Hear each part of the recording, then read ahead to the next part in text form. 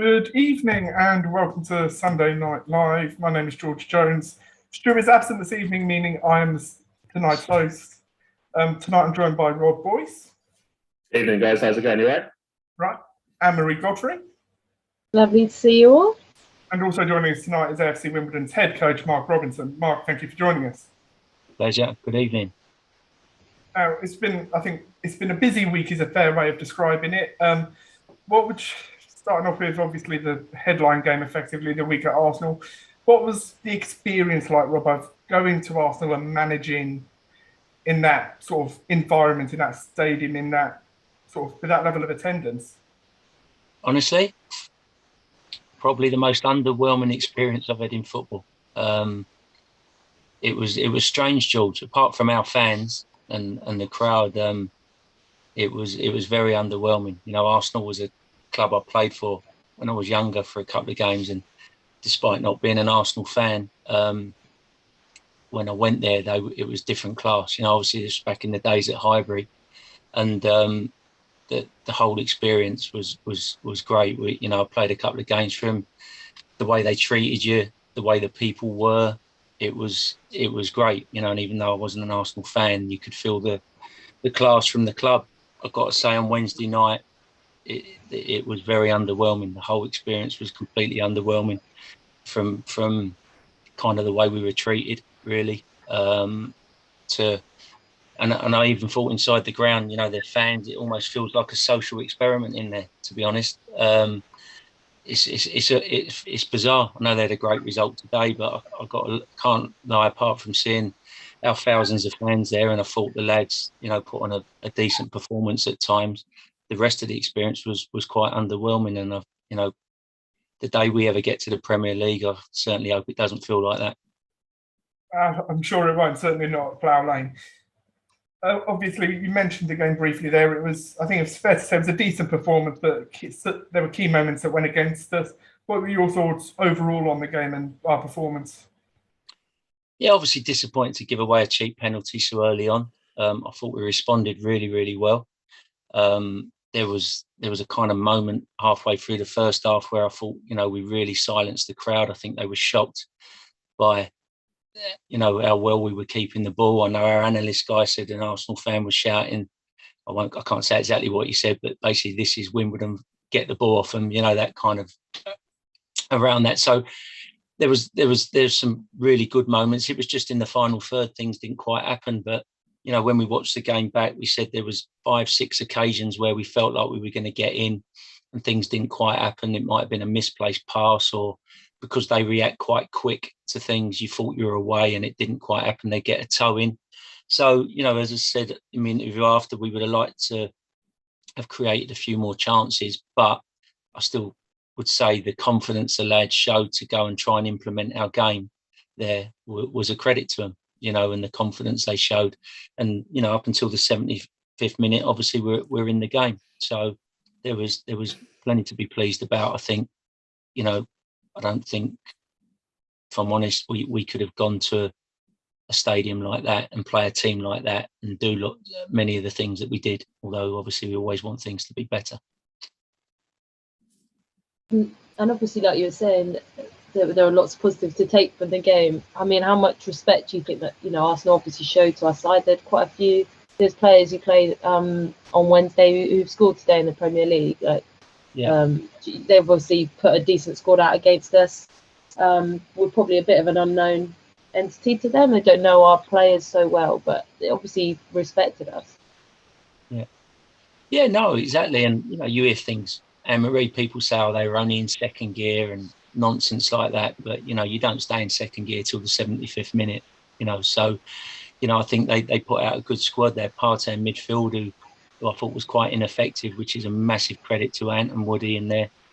And if you've seen him today in the Spurs game, you know, he was excellent. And again, people are saying, oh, it's because he wasn't in second gear. He was in second gear, but I don't run with those kind of things. You're a professional footballer. You go out there and you want to play to the best of your ability. So no, I thought there was lots of positives. As I said, you always want things to be better, but we went out and tried to be ourselves, which I think is key if we're going to grow as a club.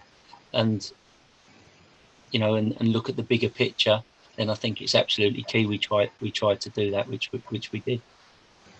And when you're saying we sort of grow as a club and look at the bigger picture, see, I'm just going back to your previous point, which is interesting about the experience being underwhelming. I was just wondering, if you could expand on that a little bit more. Is it that kind of that big club feel that you lose some of the community base that we obviously have at Wimbledon, which is a really big part of the matchday experience? Yeah, I mean, Because you feel like we lose that in the Premier League, or? Well, I don't know. I mean, I don't know if it. I'm not trying to have a dig at Arsenal here. I can only answer the question as we found it, and it just felt very soulless from the moment we arrived. So I'm not saying it's a Premier League thing. It's just how that felt on the night. It was, it was a cold experience. There wasn't any warmth there. I'm not saying they should be making us a cup of tea and cakes. I'm not saying that. It just wasn't an experience of what you'd expect it to feel like. It was, the greeting. It's hard to explain. It was just quite an underwhelming experience. As I said, if you wasn't walking out into a stadium with 56,000 people, it was quite strange. But again, it just makes you realise how special it is what we've got, and no matter where we go in the future, we have to keep it.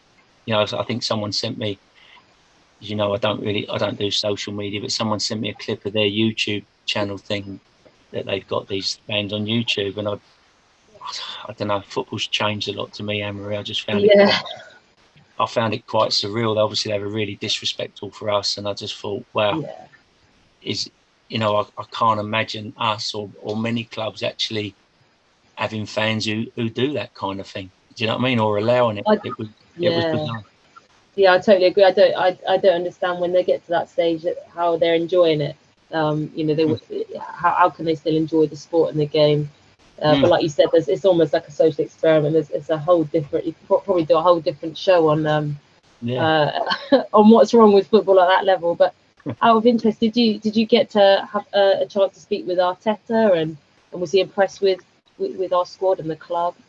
No, I saw him on 3 occasions, but it was just a fist pump and that was it. So his assistant manager had a chat with us. The assistant took us to one side and said how impressed he said, you must be really proud of your performance and the way you tried to play. He was really impressed. But no, nothing from Mr. Arteta. Robert, you said that you found the whole experience on Wednesday underwhelming, the kind of way they treated us. Is that because we're Wimbledon in League One, or is that because, Arsenal are a big six side, and, where we're fan owned and we're very in touch with the players? Have they just kind of lost that side of things? Yeah, I don't know, Rob, to be honest. I said I can only go by my experiences when I was a young player going there. You kind of turned up and, you had the guy who greeted you at Highbury and took you around. I'm not saying that's going to happen there, but just the professionalism and the way people engaged with you, as you go in. So, it was just a bit of a weird experience. It was just like people didn't know their jobs. We didn't know where the coach should go, and it was so we're kind of getting out the coach going to Western Park. It was just a bit strange, so I don't know, maybe that's part of what they do, but it was just, I say I'm not having a dig at the club, but you asked me what the experience was like. It was kind of weird. It was just a bit weird. Robert, I found as a fan who went on Wednesday, I found it quite underwhelming myself. I wanted to go to it's obviously not only to support the team, but because it was his first time of me going to the Emirates. But yeah, the whole atmosphere, I don't really like these new arena type stadiums, the traditional, the 4 stands. So I also echo as well. So I personally, from the fan side, I found it a bit underwhelming myself. We have got a few questions coming in, and obviously you said there's nothing really off limits, so I'm just going to go through them. We've got one from Jamie Score. He says, do you think the Arsenal game got too much for us, and do you think we looked leggy in the latter part of the game and therefore we ran out of options? And he also wants to know, do you think Shrewsbury got their tactics spot on? We're going to kind of move on to the Shrewsbury game later in the discussion, so maybe do you think we just ran out of legs basically towards the end of the game? Yeah, I never want to use games as an excuse, Rob, because if we're going to go where we want to go, we want to be involved in competitions and we want to have as many games as possible. So I'm not going to use that as an excuse. I think a couple of players looked mentally tired and started doing a few things that they haven't done in terms of, giving the ball away a little bit cheaply. So for me, that just sort of led to say that maybe they were mentally a little bit fatigued, not so much physically. So, but it's certainly not an excuse for not getting the points we wanted at Shrewsbury. We should have had more than enough in us to come away with at least a point, I think, a victory, even if it wasn't possibly one of our better performances. We should have still come away with a result. So in terms of them getting their tactics right, I had a great conversation with Steve Cottrell after the game. He was a lovely, lovely guy. And again, I think it shows how much we are growing as a club. He said they'd done an awful lot of work on us. He said he was worried that he'd made his own players paranoid because they talked about us too much. He talked about the pressure that he would face if they lost to us, because although he didn't mean it rudely, but he said, you're not obviously one of the big clubs in the division like Sunderland, etc. However, his perspective was we played like one of the big clubs and we were a real massive threat. And he said to the players that if they didn't get loads of things right, he said, like, you're going to lose the game. So there was certainly a lot of respect there. We knew what their strengths were in terms of attacking. We knew crossing was their strength, and we haven't dealt with that well enough, which was a little bit frustrating. In terms of them dealing with us, Rob, I think it's going to be a common theme. As you get better at what you do, teams are going to just sit in more. We saw it at Plymouth. And again, I think we saw it a little bit on Saturday. So, as you grow your identity and you become more confident and better on the ball, teams are going to sit in because, a lot of the teams think, well, if we go toe to toe with this lot, they're going to open us up. So I think it's something that we've got to deal with and we've got to come up with, solutions for. And it's not as easy as people think. I've heard a couple of people say, well, we've got to play forward quicker. But if teams are sitting in and you just play forward, then you're going to lose the ball and turn it over constantly. And if you're in a shape that's spread because you're in a shape to try and keep the ball and play round them and through them and you give the ball away, then you're in trouble. So we're then back to the stage of, well, that's a complete change of style of football. If teams sit in, then we're going to go long, get compact, pick up second balls, try and do that. I don't want to go on and on, but then you're just going back to square one again. And you look at the bigger picture, you go, well, if we play that style of football, where does your Ioba South sit into that? Where does your Jack Redoni sit into that? Where does the academy fit into that? So there's all these bigger things you got to look at. The way I see it now is the last two defeats are just part of our learning, and we've got to find a way to be more effective. But it looks like we're passing the ball around the back, but what the lads are trying to do is obviously they're trying to open them up to find solutions to get at them, and we're just not doing that well enough. But again, that's something we've got to work on, and we will. And I just feel this is part of the process for what is the youngest squad in all four divisions. Rob, you mentioned that we've got the youngest squad in four divisions. It was very, I think, physically, but also mainly mentally draining for them on Wednesday night. How difficult was it then having such a quick turnaround going into a long distance away game like Shrewsbury?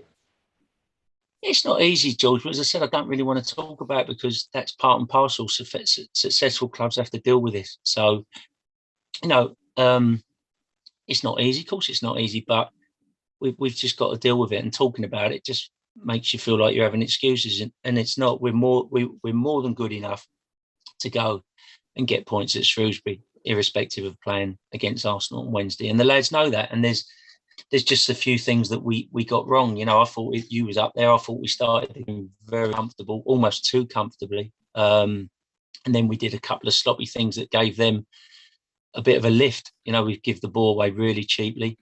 Let's give them a little bit of a lift. But then we've come back from that and scored a good goal. And then, as I said, we pointed out crosses. We don't want to dissect the game too much, but we haven't got out to the ball quick enough earlier. Then they've got it in a crossing position. Then when they've crossed it, we haven't seen our jobs through and made it awkward for them.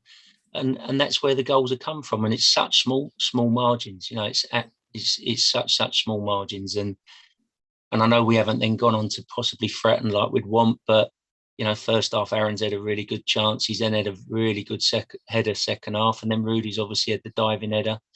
But I'd say our crossing wasn't as good as it needed to be when we got in those areas. So there we didn't create enough chaos in those areas. So, as I said, George, I'm not going to put Wednesday down to us not getting points on Saturday. We're more than good enough to get points. You mentioned getting the crosses in and how that's such an important part of our game this year. How big a miss was Ollie on Saturday, and how big a miss is he going to be over the next month? And how can we change our styles necessarily to adjust to his absence? Well, I think obviously having that striker option is gonna be a loss, and we just have to deal with it. It is what it is, and with the crossing options, it's also, if you're getting into those wide areas, George, and you're moving the ball quick enough to get in wide areas, then obviously, if you're doing that well enough, it then gives you opportunities to slide balls through to players, because obviously you're stretching them. So one thing leads to the next. So if you do that well enough, then hopefully the opportunities won't just come through crossing, they're through other opportunities where we'll be able to get runners off the back of people. But as I said, this becomes more difficult when teams sit a little bit deep because there isn't the spacing behind. So, we got to work on different types of crossing, getting people arriving in the penalty area, even if it's not completely natural to them, but can they still get in there and create a little bit of chaos so things drop down for us? But my personal view, I thought Aaron played really well Saturday. I thought, and again, he's 19, he's learning the game. He's only going to get better. I thought it was his best all-round performance on Saturday. And he's a fantastic lad, and he's just going to get better and better. So although obviously we're going to miss Ollie, I just look at it for a great opportunity for him to get a run of games and look at other solutions so we can make sure the goals don't dry up and we keep scoring. Obviously, I believe we've got a live question.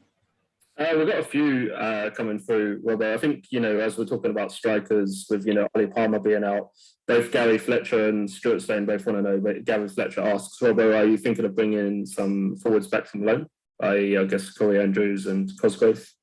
Are they an option to bring back?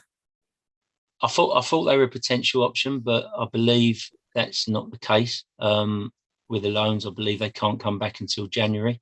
I need to look deeper into that because it wasn't something that I was quite aware of. But, again, it is what it is. But again, Rob, rightly or wrongly, I'm someone who always looks at the bigger picture and the future of the football club. And if, I'd like to feel that we can carry on and get positive results without them, because part of their development and making sure that possibly they're ready to come into our first team next season is for them to go and have a good loan out. If I bring them back in and they're on the bench and maybe coming on, am I just hindering their development? And I realise fans might not want to hear that, and they might say, well, it's all about the here and now. But, that's going to be a model that we use. That's what's worked in the past. We need to get these young lads playing football. And obviously, if it gets to the stage where goals really did dry up and we were struggling, we'd have to look I'd have to look at something else. I don't know if there is another option, but I really don't believe that's going to be the case. I honestly don't. Like you said, Plymouth, we created more than enough chances the first half. And once they got the goal, it gave them something to hang on to. And as I said yesterday, we created some good chances yesterday. It just become harder once they got 2-1 up. So I think for me, the one thing that we've got to get better at is when we take the lead, is we've got to look like a side that knows how to turn the screw once we go 1 up. That's the thing that we've been talking to. The lads have been saying it as well. We haven't taken the lead on many occasions, but when we do, we've got to really look like a team that can turn the screw and get 2 or 3, a bit like we did last year against Ipswich and Swindon and when Accrington, when we had that run. So that's something we've got to improve on. But as I said, they're not making excuses for them. We are a young squad, and that a lot of that stuff comes with experience and mentality. A question for myself, I found with social media, after yesterday's game, I think a lot of people were frustrated. And, whilst we're on the subject of Ollie Palmer, obviously he wasn't fit to play against Plymouth, and then he was fit to play against Arsenal. And therefore, got injured. You know, hindsight's a wonderful thing, but you know, just wanted to kind of get your thoughts on the whole situation. You know, you got fans saying, "Oh, he shouldn't have played against Arsenal," etc., etc. You know, like I said, hindsight's a wonderful thing. Just wanted to kind of get your views on it, really. Yeah, of course. And this is the trouble. You know, everything gets misconstrued and people start surmising. The situation with Ollie was he felt a tightness in his calf on the, I think it was the Thursday or the Friday before the game against Plymouth. So I put him on the bench. Then in the warm up, so then obviously he's warming up down the line. I said, "Do you feel you could go on?" And he said it still felt tight. So you know, so at that point we thought, well, what's the point? You know, what is the point? I felt we could still get an equaliser against Plymouth. He's then come in Monday and it's felt better, but he felt quite a lot better. So it certainly wasn't a case of him saving himself for the Arsenal game. In fact, if anything, it was him wanting to play a part, you know, in what we're doing. Because even if anyone's got to take some blame, it's probably me. I should have made him go and have a scan, you know. But obviously he's played the game for a long time. He didn't feel like it was a pull or a tear. He just felt like it was some tightness and it would go. So if anyone's going to take some blame, it's possibly me. I should have made him go and have the scan. So then he's gone into the Arsenal game, and even after the Arsenal game, he didn't want to have a scan. He went, "No, I'll get it right for Saturday. I'll get it right for Saturday."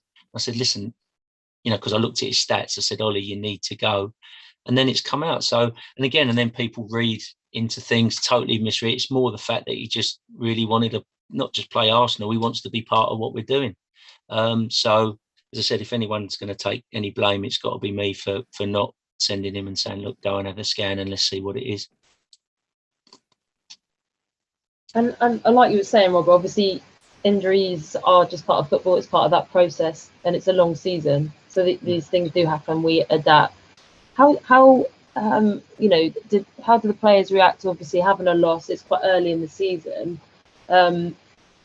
In my mind, I'm a very positive person, so I come away and think, you know, it's better to get the loss out of the way now, and we learn from it, and we bring in, you know, what we've learned from that into the next games.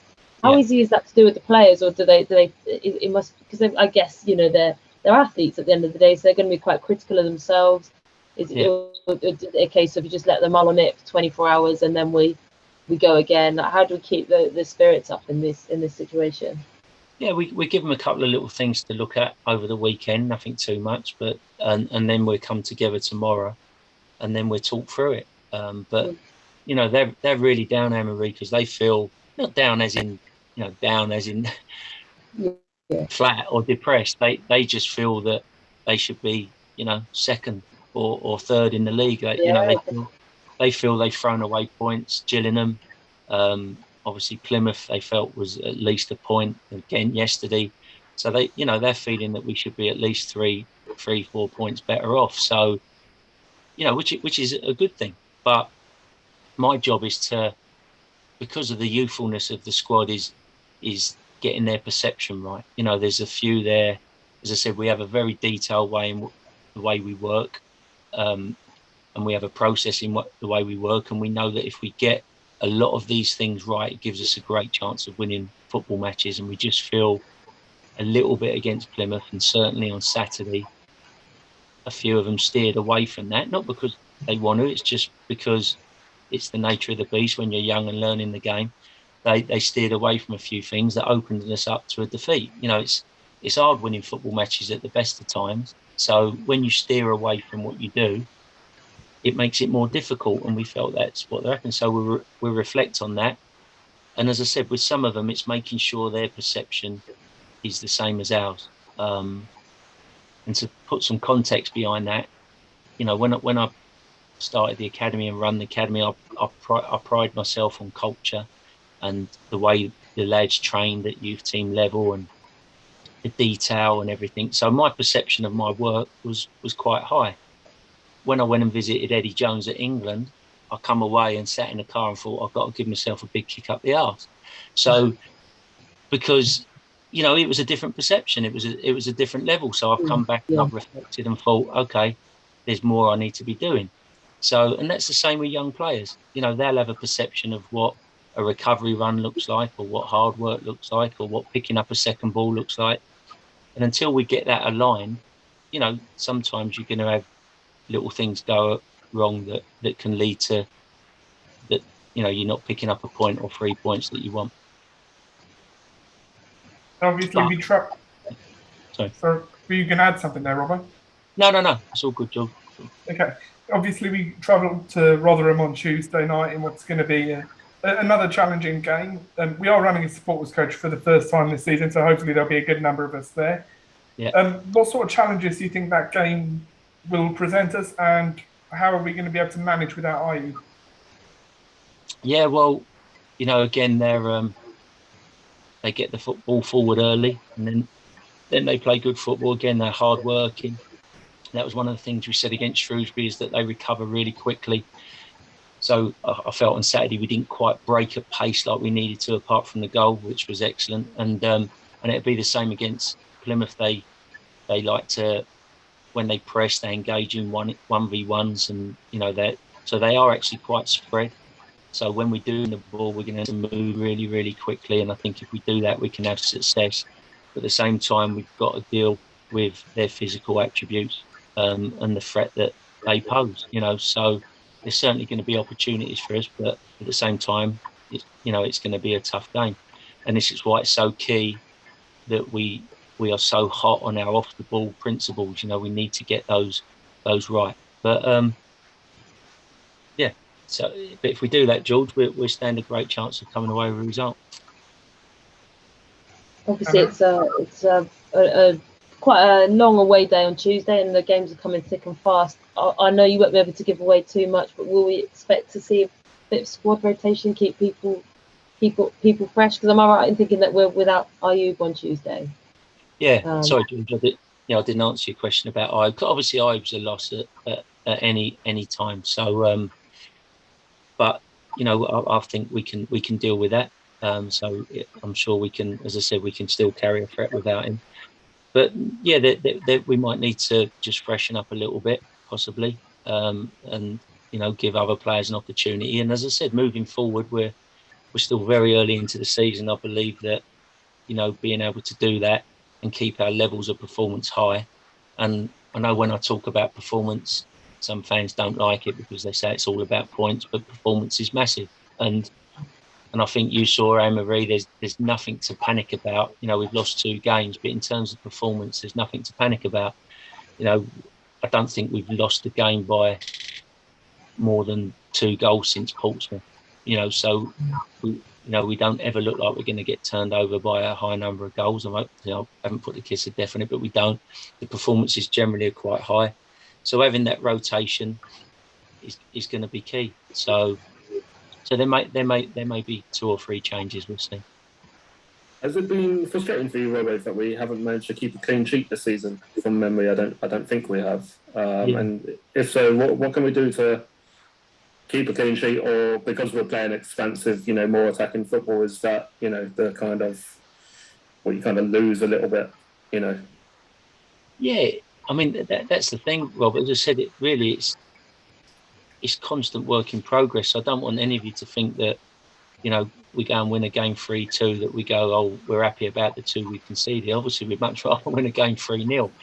But when you're working towards something, like you said there's always going to be initially little trade-offs, whether you want there to be or not. But as you get better at something, then there's little trade-offs. So, you know, we've looked at all the goals we've conceded, and they're all avoidable for different reasons, bar possibly the Morecambe wonder goal. You know, they're all avoidable for different reasons. So it's constantly looking at that and saying, well, how can we keep this threat, but at the same time, how can we stop conceding these goals? You know, I'll give you a little insight. So the Plymouth goal, we like to play a high line, as you know, because if you don't play a high line, well, then you can't play a pressing game. It's as simple as that. Your units become detached. So we like to play a high line. Tans becomes part of that as well.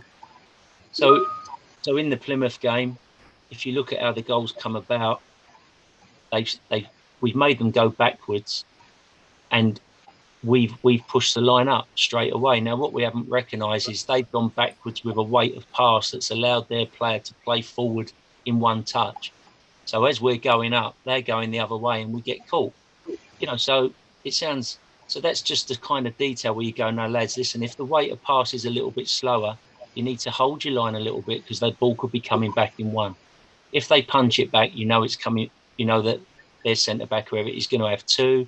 Once he has two, then we can get the line up. You know, so it's little things like that. You know, it's just tiny little bits of detail that you work on, and hopefully it won't happen again if they're good learners and they take on board the information. And so, no, I'd love a clean sheet. I'd absolutely love a clean sheet is my answer. But at the same time, we obviously want to play attacking football and be a threat, you know. And as I said, the new challenge will be now, if teams sit back a little bit, is how, you know, we don't get done on the counter attack, because we've got to make sure as we're attacking and we're trying to open teams up that we keep good shape behind the ball. You mentioned counter attacks there and carrying an attacking threat. How impressive was our goal yesterday? That counter attacking play from the link up play, and then obviously the finish from Dapo as well. What was it, Joe? Sorry. How impressive was it? Is that something we work on in terms of that fluid counter attack and utilising that pace? Yeah, we work on anything from opposition corners and free kicks. So Andy's big on the, you know, once we win it, what happens next? So if you notice, if Tans catches anything, we're trying to explode out. Yesterday, I thought it might have been yesterday, and Plymouth, you'll see that they see that and they try and interfere with Tans to stop him getting a quick throw out. So no, it's a big part of what we want to do. You know, if they play short, can we get round the ball and can we turn it into an attacking opportunity? And as I said, we worked it really, really well. I just felt there was a couple of occasions we won the ball in midfield areas where we didn't attack with that quite the same intensity, and it allowed them to regroup. So no, it's something we work on. I was really impressed with the Dapo's finish in particular. Is that something that he's a very young player, just his first real experience of men's football? Is he a natural finisher, and is it something that he's really working on? Because he's a player who can obviously, if he can become a lethal finisher, he's got a serious future in the game. Yeah, no, watching him in training and watching him finishing seems definitely one of his strengths. No, definitely, he seems like, I don't want to say a natural finisher because that makes it sound like he hasn't worked on it, but finishing is definitely one of his strengths. And what we're working on him now is to get himself in those positions where he can use those finishing strengths, and he doesn't always involve beating a player. And that's the key thing, is making him understand, you know, he can use that by timing his runs and getting him behind people, so that he hasn't, you know, if you look at the Bolton game, when he's cut inside and scored a goal, and it's making him understand, well, you know, those goals are wonderful, but how many of those goals you're going to score a season? You know, not loads. They're great when they come, and it's more about sort of making him understand the other side, how he can make runs to get him behind people, so we can release his runs, so he can use his pace and finishing in another way. But again, George has said, if teams drop deeper, again, that becomes harder. I'm not making excuses, but that's where we are now as a club. I think we're a well-respected football team who play football, and it's going to set new challenges for us, which is exciting. Robert, a question coming in here from Matthew Cooper. He says, what's your thoughts on development around the grounds, such as the museum? Have you heard about the crowdfunding campaign for the timeline? I presume that he means by the West Stand Wish Association. Yeah. So no, I went to the opening of the museum, which is great. I know it's only small, but it's very Wimbledon. It's nice. It's good, and it's a great start. I listened to the plans in terms of where they want to take it, and it's where Wish want to take it, and it sounds really, really exciting. So no, regarding the timeline, we've got a meeting this week with the players, etc., to try to get them all on board with it, so that, you know, we think if every player and every member of staff can do it, hopefully that'll get the fans into it as well. So no, I think it's a great idea. It's exciting. And another question we got coming in, Robert, is Teddy Ruxkin wants to know, where he says, I've really enjoyed our start to the season, but our left side seems to be a weakness. Are you happy to accept that weakness as the price of attacking football, or are you willing to tighten things up?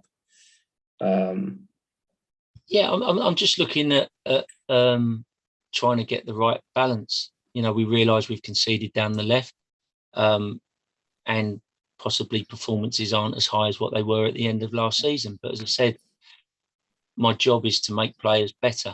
No one becomes a bad player. Everyone has little dips. I think the fans need to remember that, you know, we're in a place now where we've got several players in the first team who possibly wouldn't be at this club and are now are excelling in their positions. And I mean excelling as in, you know, top of their position in the league. And they may well have not been at this club as they were deemed not good enough. So I think it's important that we have a little bit of patience. You know, with certain players, everyone has a dip, but the lads are fully on board. And I think it's tough because, you know, as a fan, all you're interested in 3 points. I completely understand that. But as I said, fundamentally, you know, there's been a lot of changes over a short time. And this isn't me trying to pat myself on the back, but I think before I got the job, the general consensus was this was the worst Wimbledon squad ever put together. After those 11 games, and I think other comments I heard was that this team wouldn't be capable of passing the ball to each other. You know, so we're now getting put under a little bit of ridicule because we're having 63% possession. So, you know, we are what we are. We're work in progress, but I'm backing the lads. Some probably aren't performing quite where they need to be right now, but the last thing they need is sort of personal persecution. They need a bit of help, and you know, you don't become a bad player overnight. And you know, so obviously fundamentally my job is to make us win football matches, but it's also to make sure that we develop young players and we get known for as a club that develops young players. Because again, looking at the bigger picture, that's going to be a massive strength of ours because Premier League clubs didn't want to send their best players to us. They do now. And following on from that, Robbo, we've got a question from James, James AFC Wimbledon. Says, and I normally wouldn't ask this question, Robbo, but he said nothing's off limits. So he says, question for Robbo, how are you going to address our current slump? Adding to it is crystal clear now. We're desperately short up front, and Presley, in my opinion, is looking out of his depth. So I just want to say, Robbo, I think the fact that we've lost 2 league games and now all of a sudden we're in a slump of form shows how high you've set the bar for me. You know, like I said last season, and you know under previous regimes, you know, fans thought it was the worst Wimbledon side, and you know 2 losses, and apparently it's a slump in form. But I'll let you answer that. Yeah, sorry, Rob, it broke up. Did you ask the question again? Sorry. Yeah, so the question from Robbo here from James AFC Wimbledon, he asks, how are you going to address our current slump in form? Adding to it is crystal clear now. We are desperately short up front, and Presley, in my opinion, is looking out of his depth. Who's looking at his depth? Presley, okay. George Anne-Marie, did you think he looked out of his depth Saturday? Be honest. I thought that the boy was probably going to wake up with cramp because he'd run himself into the ground. I didn't think he looked out of his depth at all. I think, like you said, you know, he's 19 years old, and on Wednesday even, I think neutral journalists were saying how hard he worked on Wednesday. He's effective. He's learning a new role. He's having to adapt to a new system. I think he's an exceptional talent. I think that as a squad, it's just, you know, it's a couple of games. We're still learning. It's early in the season. I don't think anybody in that squad's out of their depth. Yeah. Sorry, George. I'd agree with that, Marie. I think obviously it's Aaron's first senior spell in men's football, so he's growing into it a bit, and he's very young. But I thought Saturday was one of his best games for us so far, and he's certainly improving every game he plays, and he's starting to look to be that creative player, that sort of that leading man that we need, so to speak. Yeah. So dealing with Aaron first, I think the adaptation for a young centre forward is a lot bigger than maybe a young number 10 creative player, because there's so much more to learn, you know. And speaking to Steve Cottrell after, he was actually surprised how well he done, because he rates their centre backs, you know, and he thought he dealt with them physically really well. So I've got no worries about Aaron at all. He's going to be absolutely fine. But as I said, I think as a centre forward, there's more adaptation. There's more to get used to going into men's football. So he'll be fine. In terms of slump, I'm glad the expectation levels of the fans have risen, which is what I want, because I want us to think like a big club that, you know, feels that we should be, you know, aiming for the playoffs, etc. That's everything I want. By the same token, I think, you know, a slump is harsh on the lads. I thought Plymouth first half was as good as we've been, and as I said, football's small margins. We go in 2-0 up. I think it's possibly the best performance since I've had the job. against a good side that I believe, apart from their first game against Portsmouth, for conceding something like 2 goals in 7 games. And I thought we opened them up and we were excellent. So, as I said, it's small margins. And then it looks like we've run out of ideas a little bit because they've sat in and they're protecting their 1-0 lead. Saturday, yeah, we wasn't at our best, but you know, you've been following us home and away, George. I think you'll be hard pressed to. If that's a slump, George, on Saturday, then some of the games you've witnessed over, then I don't know how you describe them, to be honest, because I know it's not about possession for possession's sake, but we still go there and we can control games, and yes, we're not quite firing on all cylinders. We're not creating enough chances, but I don't know. I must have had my head in a bucket for the last 14 years. So I don't think it's a slump. It's 2 games. Yes, we've got to work hard to make sure that we're going to get goals from everywhere. But is it any different to that little Easter period? You know, when we lost away to Plymouth 1-0, and then we lost at home to Fleetwood 1-0. And again, neither of them performances were bad. So, I've got every confidence the lads are going to come good, and we'll be absolutely fine. Would it be nice to have a few more forward options? It would, but I don't. There's not. What can I say on it? It is what it is. You know, I tried to get another forward in. I got told we haven't got the money, and that's fine. It's what it is. So we're fine. We will find a way. And the question from. I was going to say, there's a question from Stuart Deakins, and then I'll come on to you, Anne-Marie. Stuart Deakins wants to know, what's your favourite goal we have scored this season so far? Robert? Favourite goal? Oh, wow.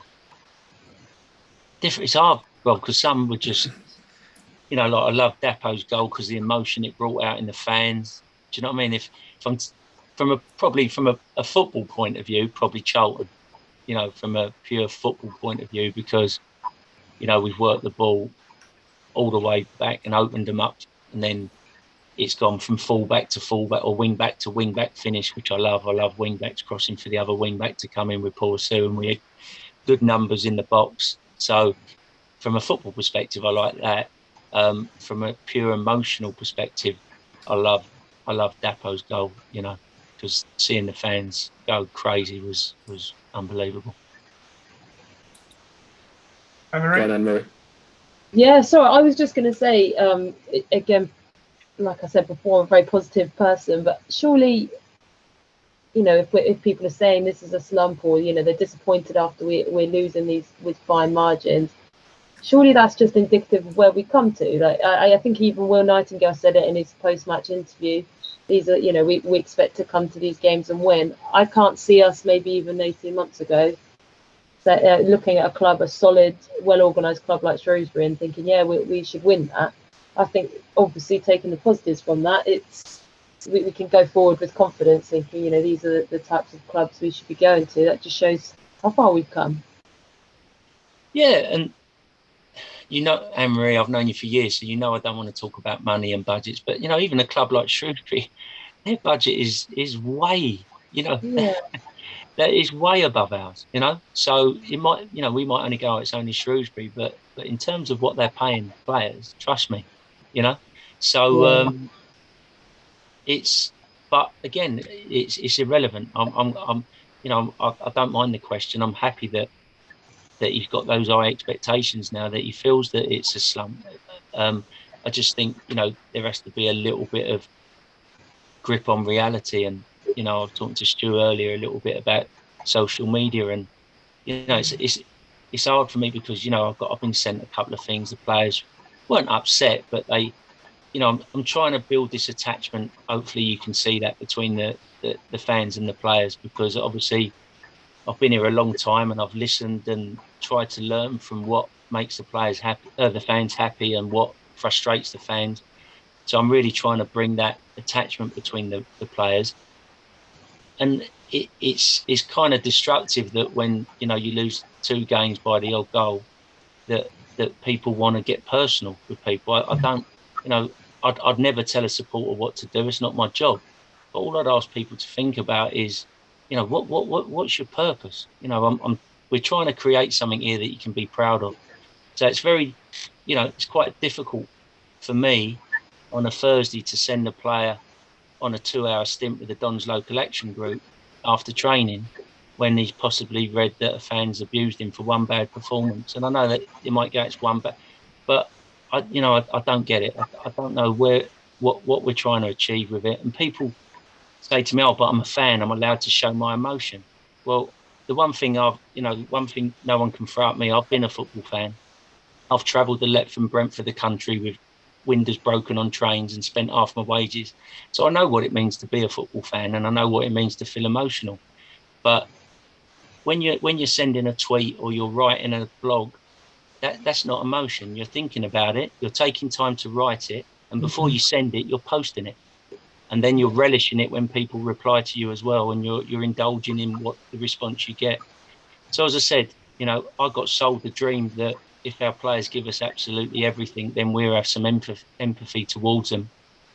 I don't think anyone can say yet out of the games we played where you can see a player not giving everything. Their performance might not be perfect and they might make mistakes, but I haven't seen a player not give everything for the badge up till now.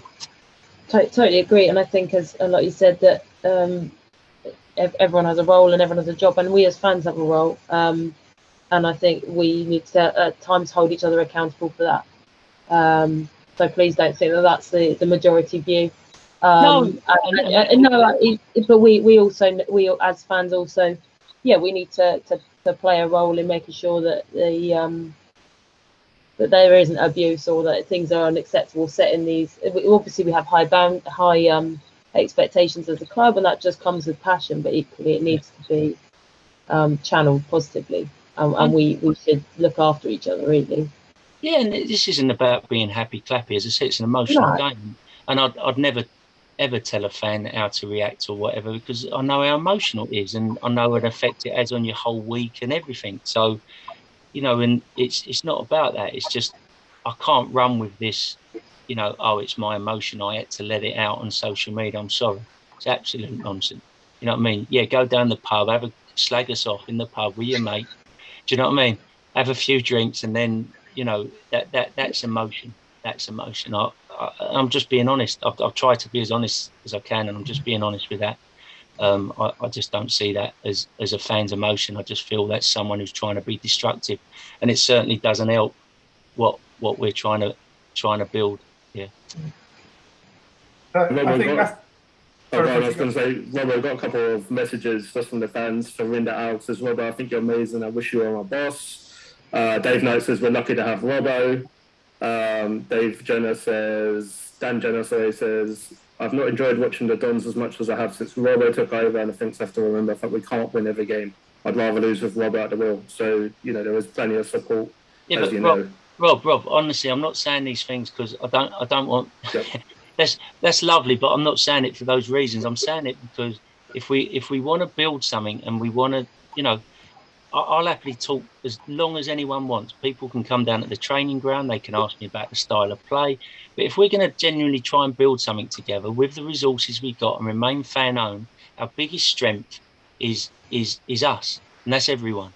You know, so that's not saying don't ever criticise the players. Listen, if we're poor, really poor, and people don't think we try, well, then boo us off the pitch, and rightly so, because if we haven't performed to the levels that you expect of a Wimbledon player, and it deserves, you know, I wouldn't personally, I've never booed a team, but if that's how you feel, that's how you feel. But this is different. The stuff that goes on, this is different. This isn't that, you know. So it's not me protecting the players from that. If they don't put a shift in, they deserve to hear it. But that's not what we're talking about here with some of the stuff that goes on. I agree.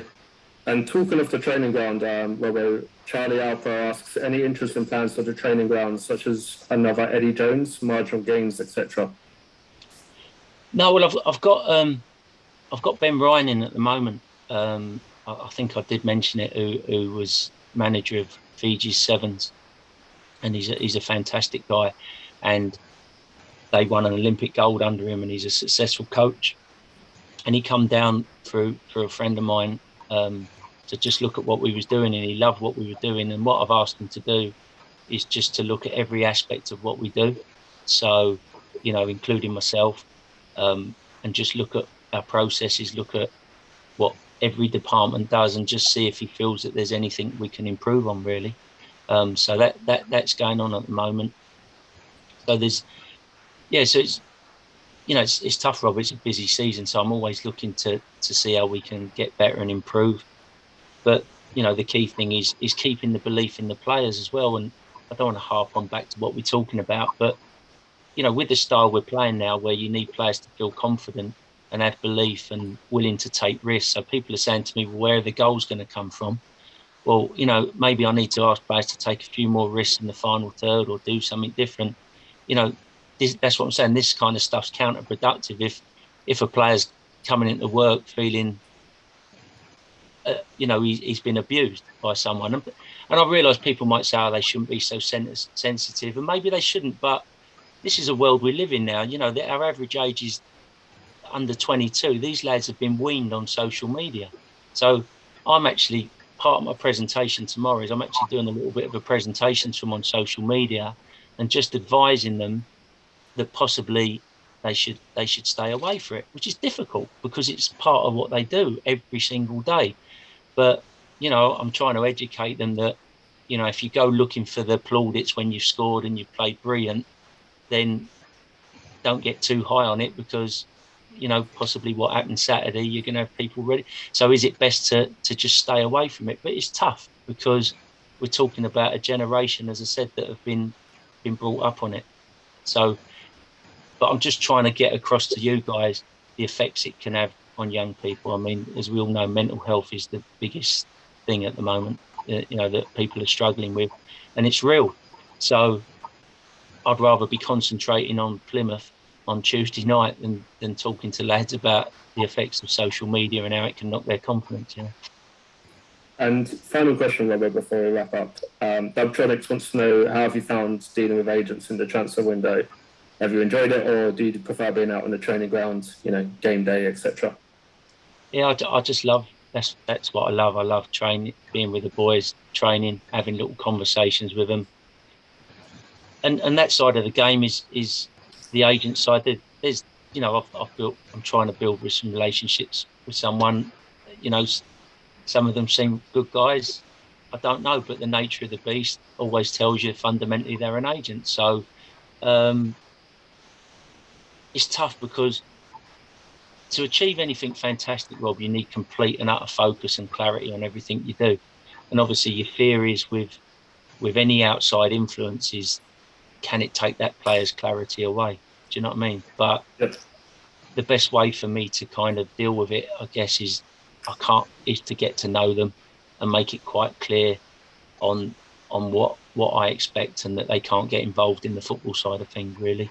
So it's not something I love, but it's part and parcel of the job, I guess. So there's no point me not getting involved with it. I think, again, I've got to educate them about what we're about and what we're doing. But what I would say is, it's becoming very clear now with agents that they want to send young players here. So you know, which again shows part of where we are, where we're going.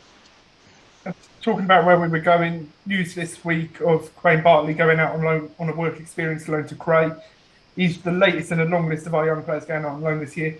How important do you think that initial loan spell is to young players and their development? Yeah, it's really important, George, and we've seen it work with Rudy and Ayoub. You know, we've got, as you said, we've got an array of players out there now, including Alfie as well. So it's really, really key, and it's just looking again at each player individually and recognising, is it right for that player? Because it's not always right for everyone. If you've got someone who's a little bit underdeveloped, it could be the worst thing to do for them. So they may be better off playing under 18 football. But in Q's case, as you see, he's certainly not underdeveloped. So he needs that challenge, because he doesn't want to be comfortable. There's no point in being comfortable in under 18 football. He needs to be stretched. He's that kind of lad as well. He needs his arousal level stretched. So it's the right thing for him, you know. So and again, you know, it all links back to the football, George, and the bigger picture stuff. You know, you know, these players need to see where they're going to fit in Wimbledon. You know, so again, I do realise, you know, when we have 10, 12 passes across the back, it's not what I want. You know what I mean? I want us to be playing forward as much as possible. But fundamentally, to unlock opposition sitting deep, you know, as I said, you go back to just booming it forward. Well, it's not. It's young players are just they don't want to play that way.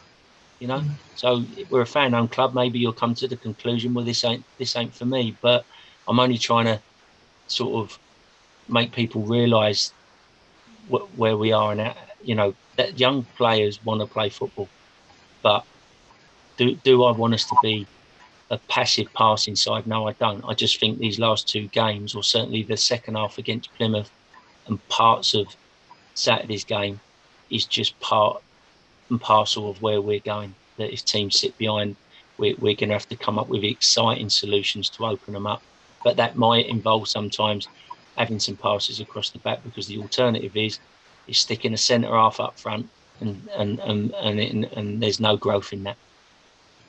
Well, I just want to say a massive thank you for joining us this evening, Mark. It's been really insightful and really enjoyable evening. I hope all our viewers agree.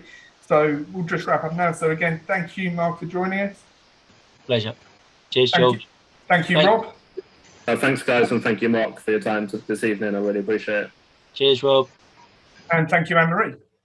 Thank you, everyone. Yeah, massive thanks to Robbo. And I think I just wanted to reiterate in terms of when we were talking about the social media side of things, that we're all part of that vision. And yeah, just to make sure we all hold ourselves, the other fans accountable if it starts getting beyond that, you know, if things start getting unpleasant and nasty, we're all in that process with you together, Robbo. And I think it's as fans, we'll just make sure we'll keep an eye out and try and bring more positivity to it.